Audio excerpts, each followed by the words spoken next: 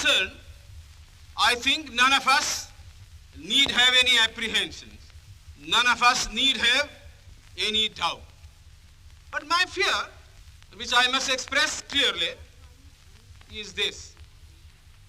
Our difficulty, as I said, is not about the ultimate future. Our difficulty is how to make the heterogeneous mass that we have today take a decision in common and march in a cooperative way on that road which is bound to lead us to unity. Our difficulty is not with regard to the ultimate. Our difficulty is with regard to the beginning. Mr. Chairman, therefore, I should have thought that in order to make a start, in order to induce every party, every section in this country, it would be the act of greatest statesmanship for the majority party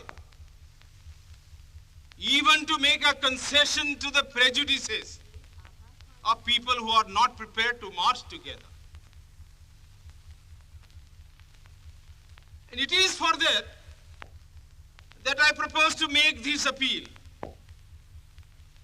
Let us leave aside slogans. Let us leave aside words which frighten people. Let us even make concession to the prejudices of our opponents. Bring them in so that they may willingly join with us on marching upon that road, which, as I said, if we walk long enough, must necessarily lead us to unity. And if I, therefore, from this place, support Dr. Jaikar's amendment,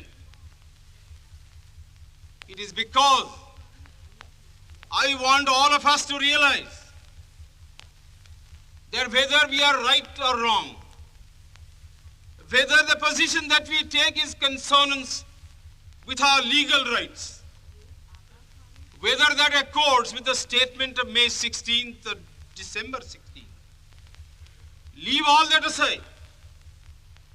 This is too big a question to be reduced to the position of mere legality. It is not a legal question. I say leave aside all these considerations and make some attempt whereby those who are not prepared to come will come. Let us make it possible for them to come. That is my appeal. In the course of the debate that took place,